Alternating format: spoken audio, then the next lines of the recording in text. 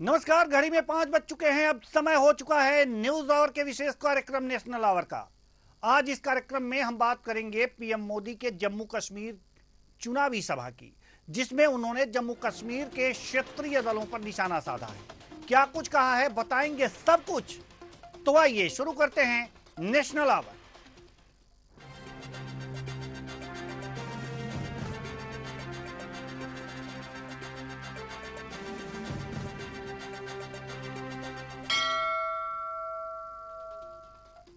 PM Modi ने MA stadium में विजय संकल्प रैली को संबोधित करते हुए न सिर्फ क्षेत्रीय दलों पर तीखे तंज कसे, बल्कि जम्मू कश्मीर में पूर्ण बहुमत की सरकार का दावा भी किया। क्या कहा जानेंगे इसी कार्यक्रम में। तो आइए शुरू करते हैं कश्मीर में नमो।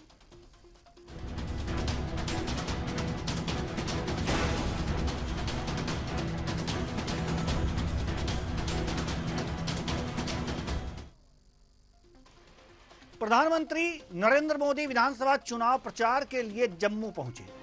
उन्होंने एमए स्टेडियम में विजय संकल्प महारैली को संबोधित करते हुए कहा कि जम्मू कश्मीर में बीजेपी की पूर्ण बहुमत की पहली सरकार बनना तय है।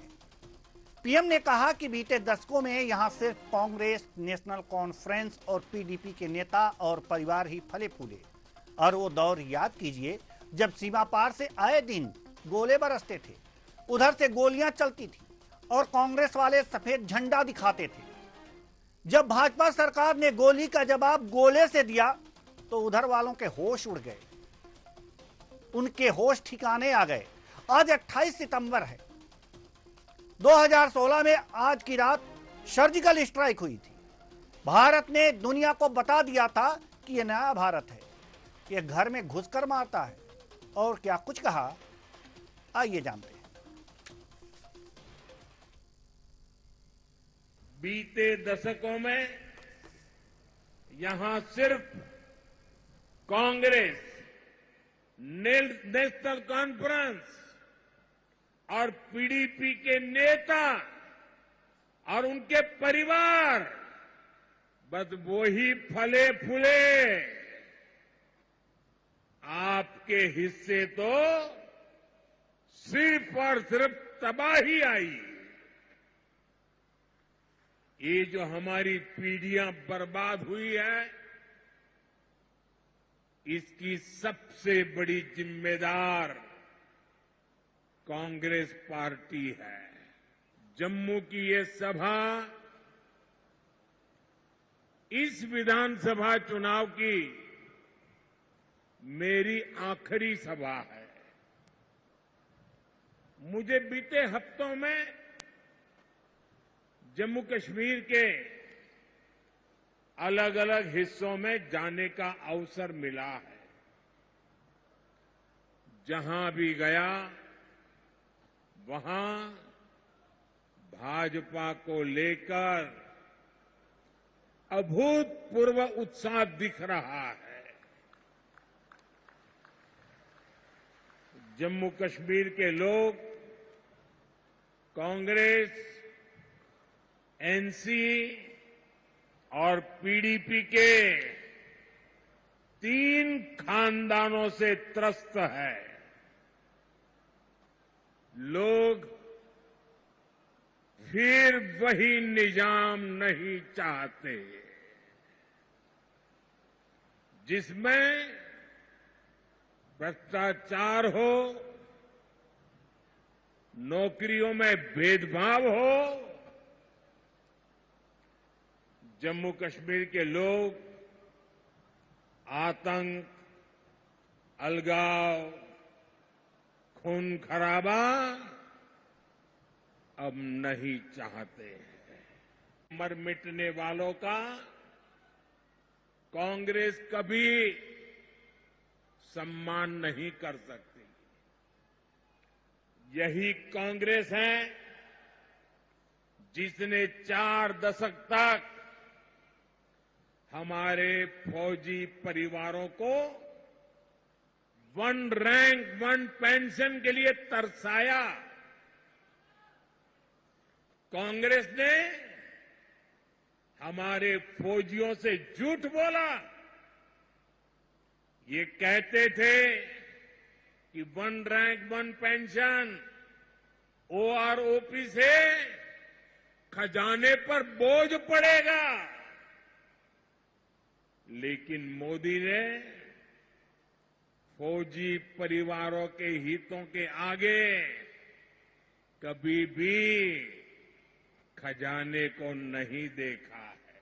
साथियों, आज की जो कांग्रेस है वो पूरी तरह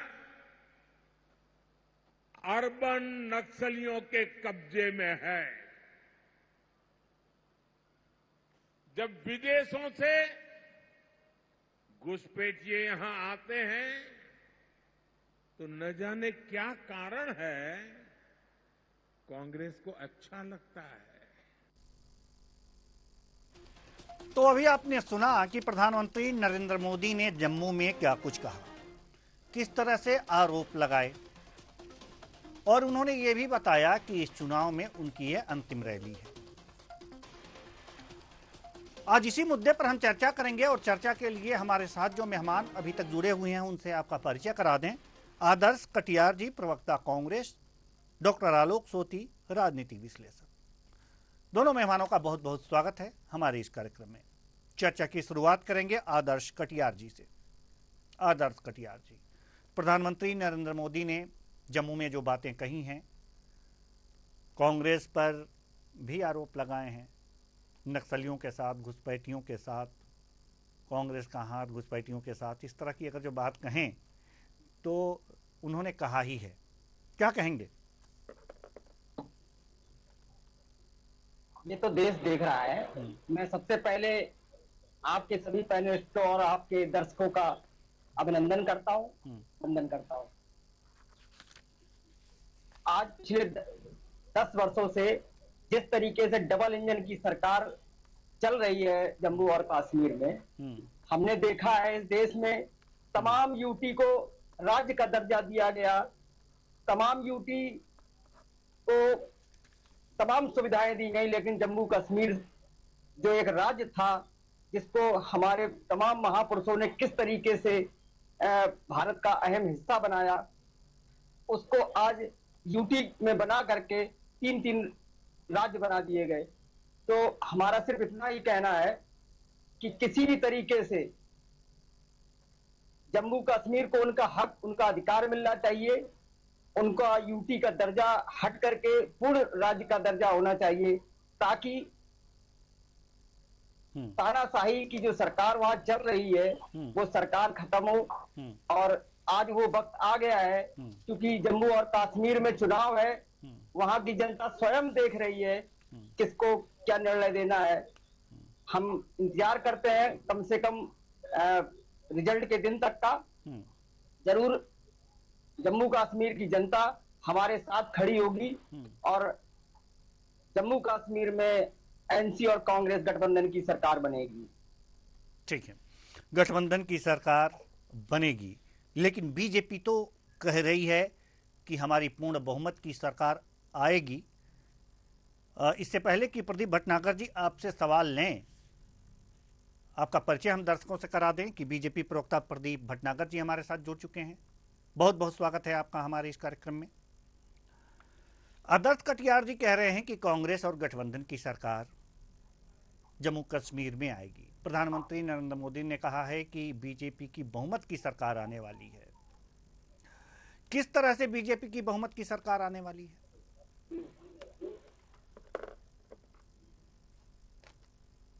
प्रदीप भट्टाचार्य, आप कह रहे हैं किस तरीके से सरकार आने वाली है, कारण क्या है कि आप इतने आत्मविश्वास से प्रधानमंत्री कह रहे हैं? नहीं, बिल्कुल पूर्ण विश्वास है। प्रजातंत्र आज जम्मू कश्मीर के अंदर प्रजातंत्र है, और आज जम्मू कश्मीर के अंदर जो प्रजातंत्र आया है पुनः लौट के, और चुनाव के उत्सव में भारतीय जनता पार्टी पूर्ण तरीके से और पूरी शक्ति से चुनाव लड़ रही है और चुनाव में आगे चल भी रही है। और माननीय प्रधानमंत्री जी ने अगर बोला है तो सोच समझ के बोला है। और रही आपने ना किस प्रकार से, अगर आपने कुछ ना किया होता उस प्रदेश के लिए, आपने उस प्रदेश के आगे लाने के लिए अगर श्रम या मेहनत ना की होती, तो आप ये कहते तो अच्छा भी लगता कि आपने किया क्या। और आप दावा ठोक रहे हैं सरकार बनाने का। जम्मू कश्मीर के वासी जो हैं, वहां की प्रजा जो है, उन प्रजाजनों को पता है कि पिछले लोगों ने क्या लूटा और उनके बच्चों को क्या दिया और आज सरकार ने उनके लिए क्या किया और क्या दिया, वो सब कुछ पता है उनको। अगर आप ये जो आज मीडिया जो है, भारतीय मीडिया हो, चाहे यूट्यूब चैनल्स हो या कुछ इंस्टाग्राम जो भी चल रहा है, एनीवे, आज वो सब कुछ दिखाते हैं जम्मू कश्मीर में क्या चल रहा है, क्या नहीं चल रहा, उनके वक्तव्य क्या है क्या नहीं है।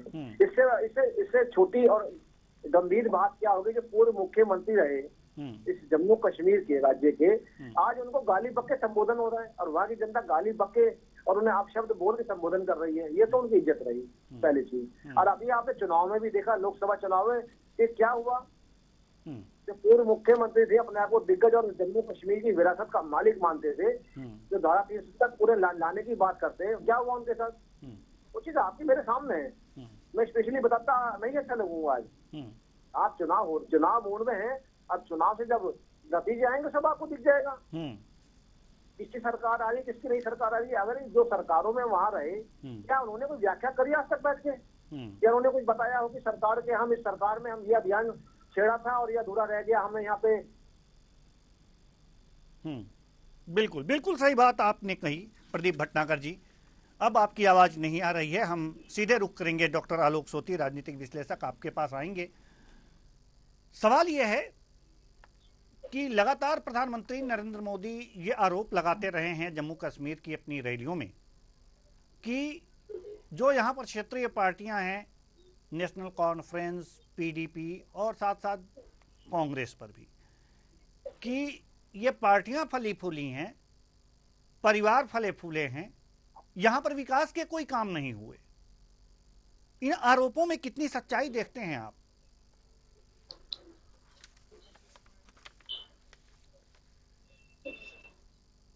जी डॉक्टर आलोक सोती। देखिए जवाब तक पहुंच रही है। जी जी हाँ, तो देखिए फैक्ट आप देख रहे हैं कि आप बिल्कुल साफ देख रहे थे कि जिस तरीके का वहां पे व्यवस्था थी, गोलीबारी चल रही थी, जिस तरीके से वहां पे पलायन हुआ हिंदुओं का, सिखों का, तो उससे साफ नजर आ रहा था कि जो सरकारें चला रही थी वो किस तरीके से चला रही थी। 90 के दशक भी देखा और आपने 2019 से पहले का भी आपने दशक देखा जहां पे कितनी अराजकता थी और कितना आतंकवाद था, कितना उग्रवाद था। लेकिन तरीके से धारा 370 को हटाया गया, 35A को खत्म किया गया, पूरे देश के अंदर एक ही संविधान लागू हुआ।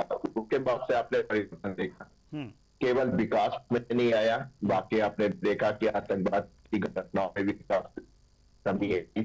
और आपने देखा जो पाकिस्तान समर्थित आतंकवाद था, उस पर जिस तरीके की पॉलिसी अडॉप्ट की और जिस तरीके अभी आपने माननीय प्रधानमंत्री सुने, कितना एग्रेसिव वे में जो है उन्होंने पाकिस्तान को मुंह तोड़ जवाब दिया।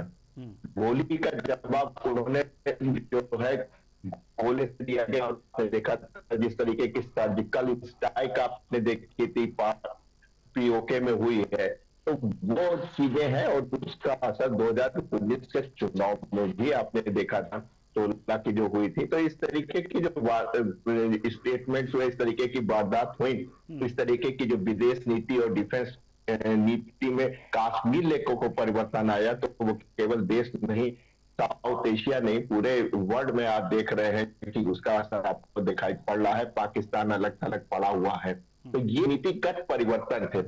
अब आइए अगर हम अंदर की बात करें, इंटरनल राजनीति की बात करें, तो पंचीमन के बाद आपने देखा है कि जम्मू रीजन जहां पे बीजेपी का वर्चस्व ज्यादा होता है, वहां पे सीटें बढ़ी हैं।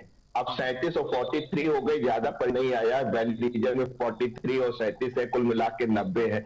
इसमें आप देख रहे हो कश्मीर से विस्थापित जो हिंदू हैं उनको भी वोट डालने का अधिकार मिला, उनका रजिस्ट्रेशन हुआ है, उनके भी बढ़े हुए हैं। बीजेपी राजनीतिक रूप से मजबूत होती जा रही है। दिल्ली के कुछ केस ऐसे हैं जिसके अंदर उनको के बराबर जी डॉक्टर आलोक सोती जी, आपकी आवाज कट के आ रही है। डॉक्टर आलोक सोती, आपकी आवाज कट के आ रही है, पूरी बात समझ में नहीं आ रही, इसलिए थोड़ी देर बाद आपके पास आएंगे। हम रुक करेंगे आदर्श कटियार जी के पास, प्रवक्ता कांग्रेस। जैसा कि प्रधानमंत्री नरेंद्र मोदी जी ने ये बातें कही हैं कि उधर से गोली आती थी, उधर से गोली चलती थी, तो इधर से अब गोले दागे जाते हैं। गोली का जवाब गोले से दिया गया। और इससे पहले जो है, जब वहां से आतंकवाद आता था, उधर से गोली चलती थी, तो इधर से सफेद झंडे दिखाए जाते थे, संधि की मांग की जाती थी, शांति की मांग की जाती थी। ये अंतर आया है। अब का भारत नया है, घर में घुसकर मारता है। सर्जिकल स्ट्राइक इसका उदाहरण है, उन्होंने दिया है। क्या कहेंगे? ये परिवर्तन उन्होंने दिखाया है कि हाँ, हमने कश्मीर में ये परिवर्तन कर दिया। आप बताइए। न्यू इंडिया की बात करते हुए प्रधानमंत्री जी को थोड़ा सा सोचना चाहिए था।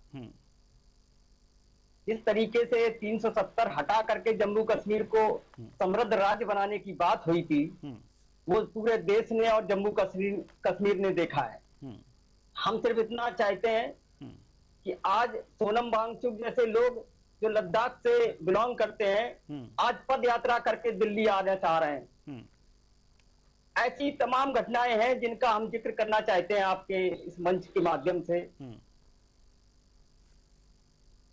एक और बात कही गई थी जब 370 हटाई गई कि आतंकवाद खत्म हो जाएगा। आतंकवाद की घटनाओं पर कोई कमी नहीं आई, कोई अंकुश नहीं लगा। अच्छी बात है, हमारा गर्व है हमें अपने देश के ऊपर, अपने सैनिकों के ऊपर कि वो अब घर में घुस के मारते हैं। लेकिन इस बात का श्रेय सिर्फ प्रधानमंत्री जी को जाता है। इस बात का भी हमें अफसोस है कि उनको अकेले अपना श्रेय नहीं लेना चाहिए। हम अपनी देश की पर भी गर्व करना चाहिए।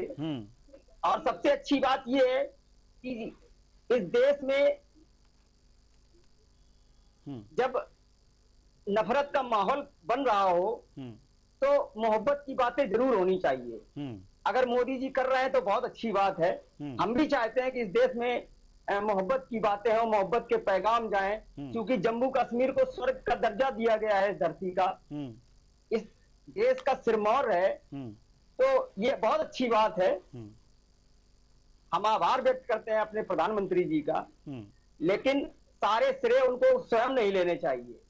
इस देश की जो मजबूत सेना है उस पर भी कुछ ना कुछ, उसको भी कुछ ना कुछ श्रेय मिलना चाहिए जी। रही बात अमेरिका की, तो अमेरिका के माध्यम से आज बांग्लादेश में उथल पुथल मची हुई है। उस पर हमारे मजबूत प्रधानमंत्री जी का कोई वक्तव्य नहीं आया, जबकि वहां की तमाम घटनाएं ऐसी हैं जो हमें भी शर्मसार कर रही हैं। वहाँ हिंदुओं पर हो रहे हैं।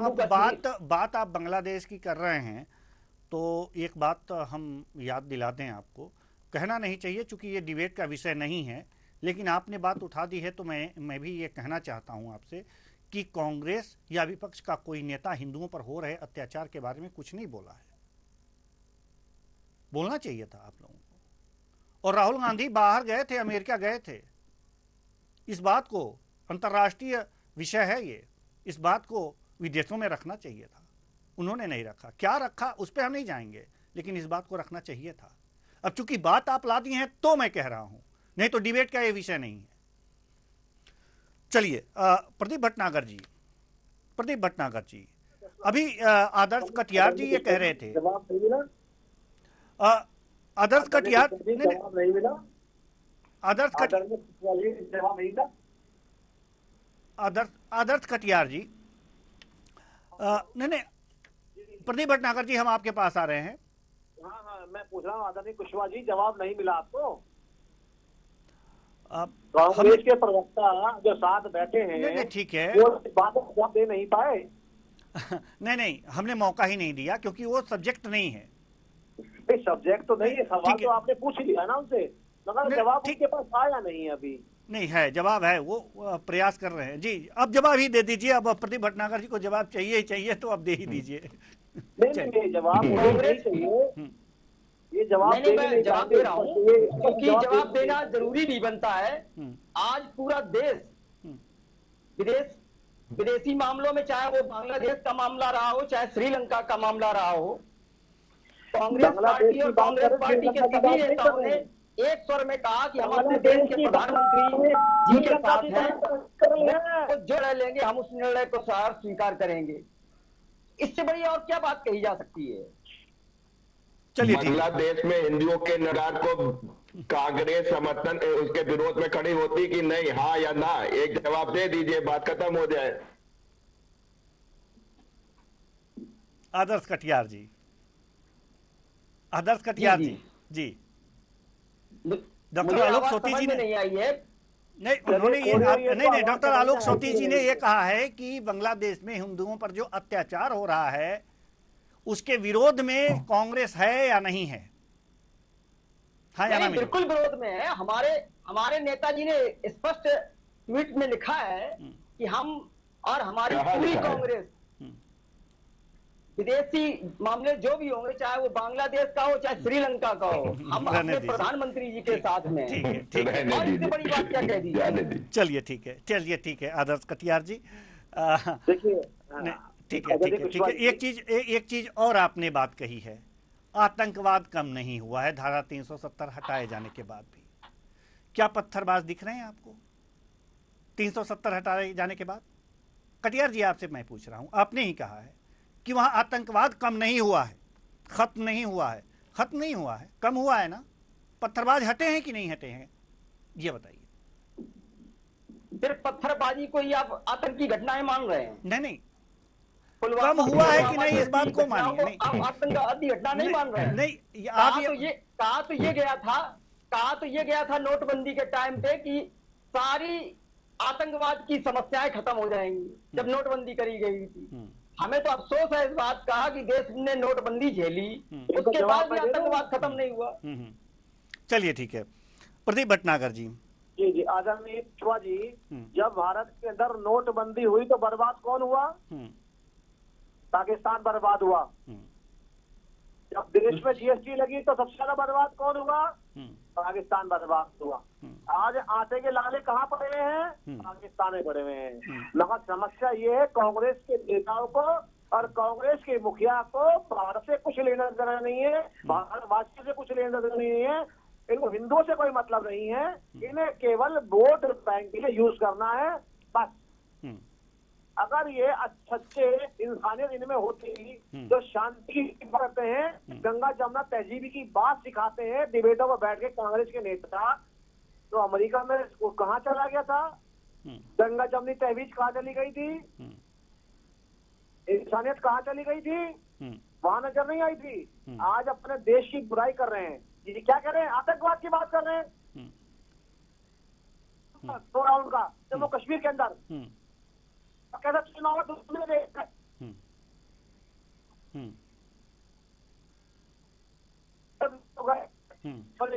थे।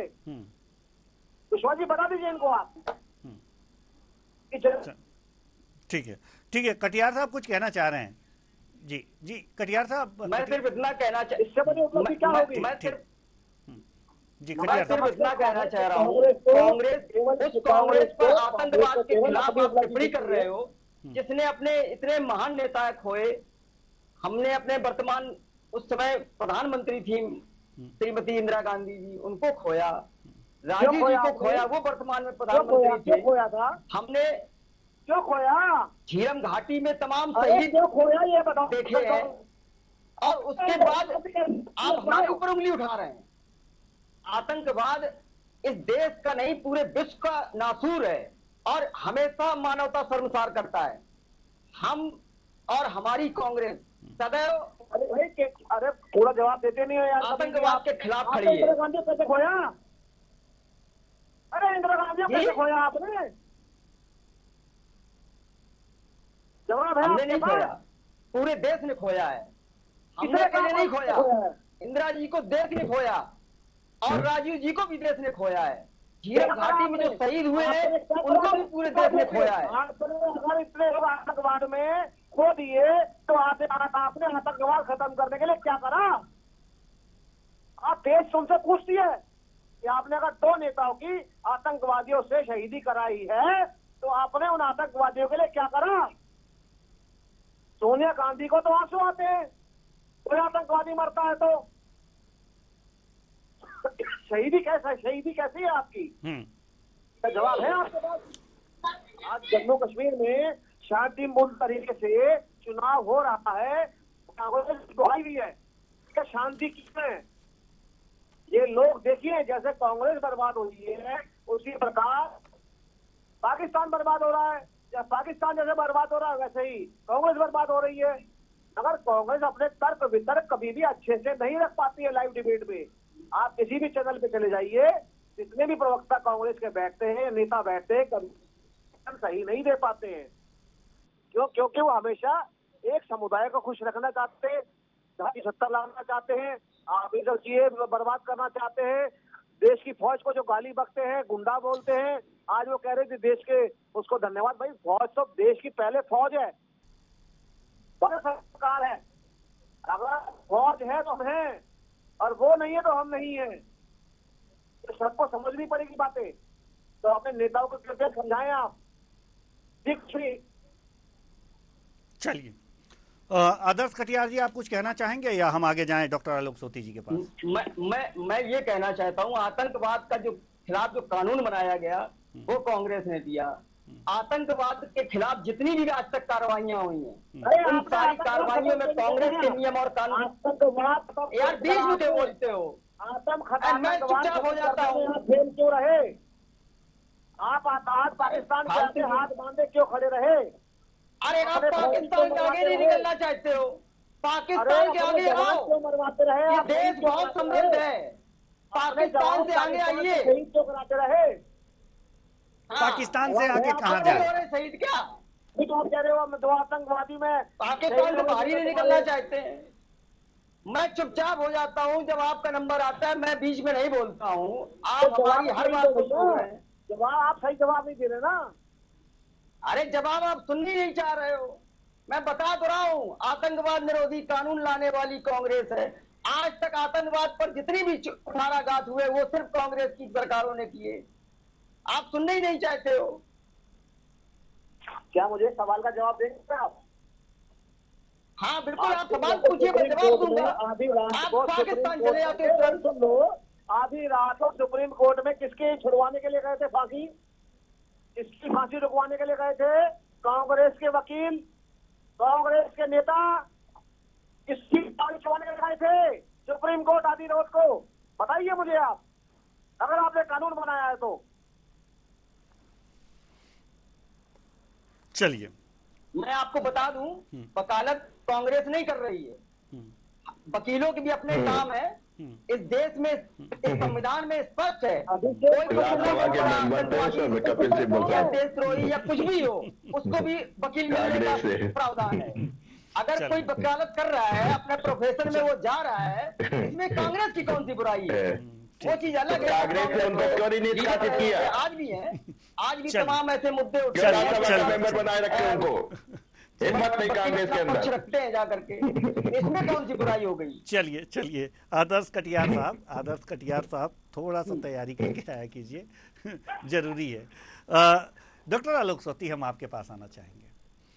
डॉक्टर आलोक सोती, सवाल यहां पर यह है कि आतंकवाद कश्मीर में, जम्मू कश्मीर में कम हुआ है या नहीं? धारा 370 हटने के बाद बीजेपी इसका लगातार दावा करती है और यह भी कहती है कि कश्मीर का विकास उस हिसाब से नहीं हुआ है जो अब होगा और जो अब हो रहा है। क्या लगता है आपको, कितनी सच्चाई है इसमें? देखिए, ये बात तो सत्य है कि धारा 370 होने के बाद जो लोकल पे जो आतंकवाद था वो काफी कुछ तक खत्म हुआ है, कंट्रोल हुआ है। लेकिन जो सीमा का जो प्रादेशिक है, जो वहां से स्पॉन्सर्ड है, वो अभी तक बना रहा, क्योंकि आप देख रहे हैं पाकिस्तान के अंदर स्टेबिलिटी जो है वो नहीं है। आईएसआई उनका जो आर्मी है उनका जो अभी भी सरकार के ऊपर बना हुआ है। और आप देखते हैं कि सीमा पे केवल एक नदी है, नीलम वैली है, नीलम कहते हैं हम लोग, कृष्णा रिवर कहते हैं, उसको पार कराना, और जिस तरीके से उनके पास जो अड्डे हैं बने हुए हैं, लॉन्चिंग पैड है, वहां से पार करना है, ये बना हुआ है। तो इसलिए आपको वहां पे आतंकवाद की घटनाएं लगातार आपको दिखाई पड़ती हैं। लेकिन सीमा पे मुस्तैद जो भारतीय सेना है और हमने कहा जो विदेश नीति है, जो डिफेंस नीति है, उसमें जो बलचूल बीजेपी के द्वारा की गोली का जवाब गोले से देना, काफी फर्क पड़ा है। लेकिन सबसे महत्वपूर्ण बात है कि धारा 370 से खत्म होने के बाद वैली में चुनाव होना, ऐसे में अगर शांतिपूर्ण ले जाती, आपने देखा था कि जब पंचायत के चुनाव हुए थे काफी लोग बढ़ चल के आए थे, जहां 4 से 5% वोट पड़ते थे वहां 48% तक वोट पड़े हैं। इसी तरह आपने देखा कि अभी जिस चरणों पे कश्मीर में चुनाव हुआ है उसमें भी आपने देखा था कि चाहे वैली का रीजन हो चाहे जम्मू का रीजन हो, दोनों रीजन्स में भारी मात्रा में वोटर्स बाहर निकला है और डाला है। ये इस बात का सबूत है कि वहां पे आतंकवाद की घटना खत्म हुई। नहीं तो पहले आतंकवाद अपना फरमान जारी कर देते थे और लोग उसमें फिर वोट डालने नहीं जाते थे। ऐसी स्थिति में जो स्थितियां सामने आ रही हैं उससे लग रहा है कि काफी स्थिति सुधर गई है पूर्व से, और हमें उम्मीद है कि इस बार जो है कुछ एक अच्छे रिजल्ट सामने आने चाहिए जम्मू कश्मीर के आवाम के लिए, उनकी जनता के लिए। उन्हीं के प्रतिनिधि होंगे, उन्हीं के चुने लोग होंगे और उसे विकास करने में उनको और अच्छा समय और मौका मिलेगा। जी, अब चूंकि समय नहीं तो इस चर्चा को और आगे बढ़ाते। बहुत बहुत धन्यवाद तीनों मेहमानों का, आप आए और अपने अपने विचार साझा किए। तो जम्मू में प्रधानमंत्री नरेंद्र मोदी ने एक चुनावी जनसभा की, इसमें कश्मीर की परिस्थितियों और अपनी पार्टी का प्रचार किया। साथ ही साथ उन्होंने ये भी दावा किया कि इस बार हमारी जो बीजेपी है वो पूर्ण बहुमत के साथ जम्मू कश्मीर में आ रही है, अपनी सरकार बनाएगी। साथ ही साथ उन्होंने विपक्ष पर हमला भी किया। उन्होंने कहा कि बस इनकी जब सरकार थी तो इनकी पार्टियां फली फूली, इनके परिवार फले फूले, कश्मीर में विकास नहीं हुआ। चूंकि चुनाव हो रहा है तो सभी तथ्यों का आकलन तो जनता करती है। वो क्या करती है, किसके दांवों पर मुहर लगाती है, ये देखने वाली बात होगी। फिलहाल इस कार्यक्रम में इतना ही। मुझे दीजिए इजाजत। नमस्कार।